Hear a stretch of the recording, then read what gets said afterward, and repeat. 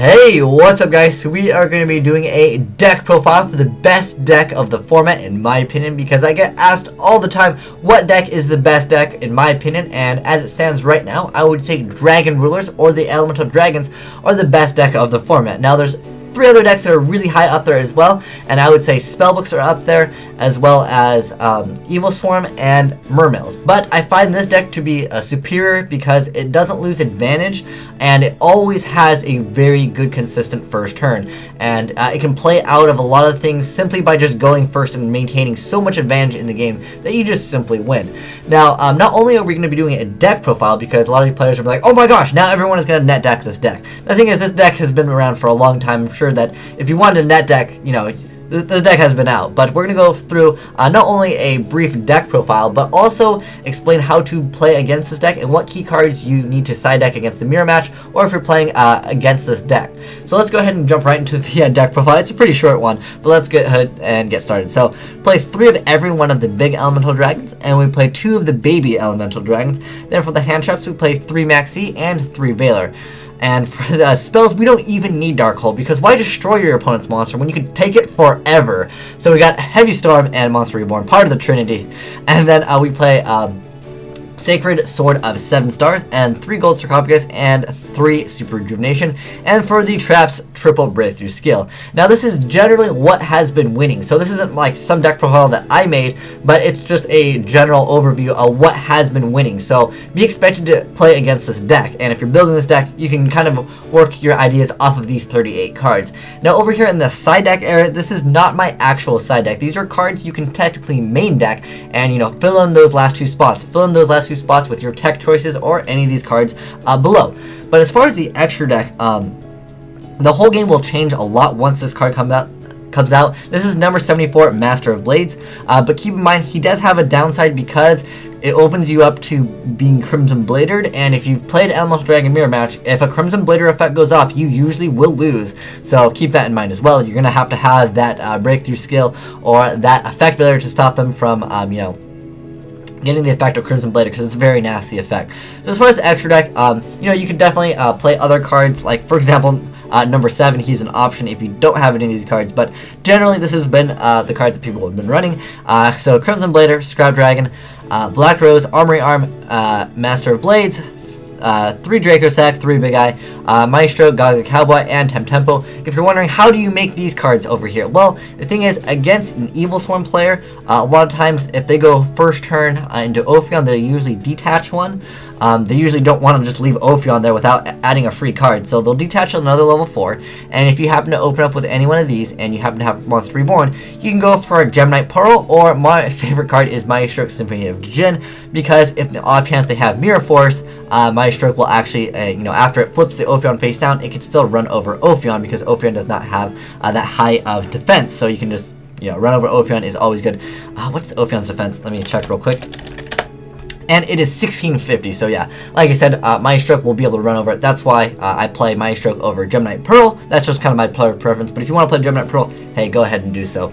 But as far as the side deck area, before we get into the discussion about how to play against it and why I personally think it's the best deck of the format, first off, there's 2 other tuners you can play. There's Flammable Guard and Dragunity Corseska. So these are searchable with the bigger elemental dragons.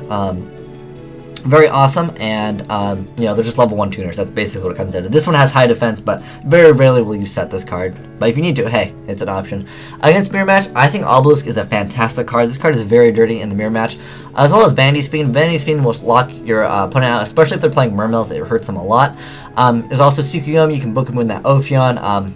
Explorer Dragon is a searchable card off of Redox, and it deals with Ophion as well. Duel Lockbird, if you happen to play against Spellbooks, you can definitely main deck this as well. If you don't have to have all the Draco Sacks, there are times where you just need a rank 7 just to run over something, hey, Lucky 7 is, you know, pretty good. If you can get its effect off successfully, you get the effect of either Graceful Charity or Chaos Emperor Dragon, although you don't get that damage effect and you don't hit the hand, but pretty good effect still, if you can successfully pull off a number 7 die roll. You can play more Sacred Sword of 7 stars. You know, you can play 2. I wouldn't necessarily suggest 3 because you can only use one of them per turn, but you can go 1 to 2. It's definitely awesome. And then Book of Moon just to hit the Ophion, or you can hit cards like Jalgun the Spiritualist, or you can go all out and just run Book of Eclipse. A lot of the OCG players are running this in the main deck right now because it hits everything. This Book of Moon's your opponent's entire, well, it books all of the field. It books yours and your opponent's entire field, so Book of Moon's everything. And sure that there's that negative effect of during the end phase you flip all the face down to face up, and your opponent draws 1 card for each, but you're usually going to kill them, or you're going to do something to their monster, so you don't have to worry about that negative effect. There's also this card, Return from the Different Dimension, which you can play, and this card is great because it's a win harder card pretty much, but I find it kind of unnecessary, and it can hurt when Ophion's out. Occasionally you can still pull it off, but generally once Ophion's out, you want to have cards that can instantly get rid of Ophion, and this just isn't one of those cards. Next up, Deck Devastation Virus. This card is fantastic against Mermills. And lastly, Eradicator Epidemic Virus, which is the last card you can technically main deck. There's tons of more other cards, but Eradicator is fantastic against Spellbooks as well as Dark Worlds. Also another card, I just don't have room to fit everything to show you guys, but another fantastic card is actually either Battle Fader if you want. I do suggest Swift Scarecrow, but keep in mind, what's it called? Swift Scarecrow, it does not need to be sent to the graveyard, because I had someone ask me about that, and Swift Scarecrow just needs to be discarded, doesn't have to be sent to the graveyard, and plus they can't like Solemn Warning your Swift Scarecrow, so that's awesome. So Swift Scarecrow just helps you to prevent being OTK'd. So that said, now we know kind of a brief overview of the deck. Let's talk about how to beat this deck, because I know a lot of you players are like, oh my gosh, now everyone's going to net deck, and I'm going to help you other players out that are having trouble against the deck. This deck is really good. Sometimes you simply can't do anything. So the Lad build is pretty much obsolete now because of this card. This card is too nasty. If your opponent goes for Lad and you have this, and you're playing Mirror Match, you can just activate something. Lad cannot negate in the same chain, so you break through skill, and then you go Big Eye, take their Lad, and then you end your turn. Then Lad will now have 2800 because Lad's effect is only negated until the end phase, and then now your opponent has to deal with a Light and Darkness Dragon. But as far as the Mirror Match, once this is successfully activated, you basically have 1 turn to OTK your opponent, and if you go off, you go off. And if they happen to have Swift Scarecrow, Battle Fader, well, hey, that's something that happened in Yu-Gi-Oh! They just had the heart of the cards. But generally in the Mirror Match, or if you're playing against the deck, main deck this card, or if you want to do Fossil Dyna even. Fossil Dyna is a fantastic card. Don't set Fossil Dyna though. Summon it and make sure you have protection. Save that Fossil Dyna, because Fossil Dyna, it only has 1200 attack. And there's lots of cards like this guy, and that's it. These two can run over. Other than that, though, they can't really run over it. So, yeah, Fossil Dyna is still a fantastic card to side deck against this deck. Also, heavy back row. If you're playing a deck that runs heavy back row, and you happen to have 4 back row, if you happen to have a combination of Bottomless Torrential. I don't want to say Mirror Force, because there's a lot of times where they'll just make Draco Sack, and obviously Draco Sack doesn't care about Mirror Force. But if you have to have Compulse, that's a good one. Let's go like one of the Solemns, a Torrential, a Bottomless, and a Compulse. You can really wreck this deck, because sometimes the player will actually overcommit to the field. Keep in mind the effects of the I was going to say Dragoonides. The effects of the Elemental Dragons, whether they are banished to add or banished to special summon, that is one effect. So they cannot add a card using Tempest effect and still special summon a Tempest using Tempest effect. Now they can still bring out Tempest by using the small Tempest. I should say that they can't bring out the big Tempest by using the big Tempest effect after they've already used the effect of Tempest to add a card, but they can still bring it out by using the smaller one. I hope that makes sense to you guys, because I see a lot of players misplaying, and they end up losing because they allow their opponent to do plays that they're not actually allowed to play. So sometimes they will overcommit to not adding cards, because they just need to throw something out on the field, because you essentially have a monster on the board and they don't want to take damage. Maybe they'll drop something like this, and you compulse. Because let's say you just compulse their Draco Sack, and they're like, oh, I don't want to be left with an empty field, so they'll just make a Redox play. And if you can Bottomless this card, you can essentially just win. Like, you can beat this deck by outspeeding it sometimes. Although if you do Bottomless, they get an effect, so that's the downside to getting rid of their monsters. The deck really has a hard time losing advantage. Like, this deck always maintains advantage, and what you want to do is you can either try to outspeed the deck, which is something you can do if you happen to play heavy back row, or you can essentially lock them out. out. You have to lock them out relatively fast though, because once Draco Sack is on board, what good is Vandy's Fiend going to do? You have to essentially have the board blank, and then you have to be able to stun. That's kind of the problem with this deck. You can't rely on, you know, setting Mirror Force after they have Draco Sack. You can't go Vandy's Fiend plus Mirror Force, because Draco Sack obviously will protect itself and he might just start popping stuff. So what you want to do is get something out. Like, honestly, the card I would say that hurts him the most is probably going to be Fossil Dyna Vandy's Fiend. Or there's a card that some of the OCG players have been using. It's Summon Limit, but let me show you guys this card. Some of the OCG players have been using Summon Limit just because, you know, it stops them from XYZing. However, I mean, some of the monsters are still pretty big beaters. Like 2800 is still pretty nasty. You could actually use this card. Some players were talking about this as well. Messenger of Peace. However, the problem with Messenger of Peace is Draco Sack will just go, oh, let me just get rid of that Messenger of Peace. So remember that, you know, Draco Sack is a card. But I mean, if you want to go Provision, Draco Sack, Messenger of Peace, yeah, technically you can, you know, kind of lock them out depending on how long until they draw their Heavy Storm, because a lot of them always side deck more Mystical Space Typhoons. Also, if you're playing Spellbooks, this is a fantastic card. Jaugen, the Spiritualist. It prevents anything from Special Summon itself, but the only problem is he's very weak. He's 200. Even the Fire one, no, the Wind one has lower than that. Even the Wind one can run over it. That's just the downside of Jaugen. But stop them from Special Summoning. If you can do so, you'll be at significant advantage in the game. And then once you stop them from Special Summoning, do not worry about Dark Hold, because majority of the time they will not play it. So what you want to do is put stuff on the board and just try to push as hard as you can, as fast as you can, especially if you're playing an anti-meta deck. You got to throw out all your stuff on the board. Do not worry about a Dark Hole.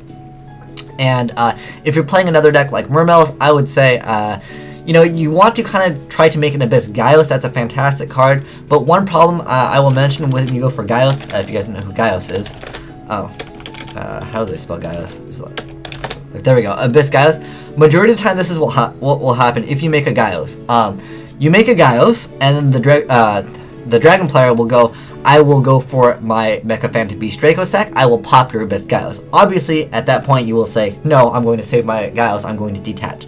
Since this effect can only be activated once per turn, the Elemental Dragon player, if they're good, they'll just go for a Big Eye, and then they will detach the material, and then they will steal Abyss Gaios. Then you, as a Mermail player, have to deal with a Draco Sack, a Big Eye, and an Abyss Gaios on the field, which is a very nasty, nasty field. So keep that in mind as well. But I would say your best luck at it is probably to go for an OTK, because generally making Abyss Gaios and trying to play the you know, stun game, it usually does not work out in your favor, because generally they will wait, and because they know that Abyss Gaios is the card that you're going to try to make, and they will go for the play like I was just mentioning before. Or, you know, Crimson Blader can hurt a little bit against the deck, because if they go Smash Your Lind, you know, which is a very common play, because, you know, first turn, if there's a face down they know you're playing, they're going to assume it's a Lind, so they'll go for a Crimson Blader. And if you happen to have Spike and you'll be able to pop it, well, hey, that's an option as well. But Crimson Blader is a very dirty card to deal with. But like I said, guys, stop them from special summoning early on, or you can just kind of just put stuff on the field and try to finish them off before they can finish you off. Basically, a lot of the times in Yu-Gi-Oh! In a fast format, which is this is a fast format, you want to OTK your opponent before they can OTK you, because if you play the grind game with this deck, I feel like this deck usually has an advantage unless you have something on the field that stops them from special summoning, because this deck always maintains advantage. Whether you bottomless them or you torrential, they can just make more cards, and you run out of resources, essentially, is the problem.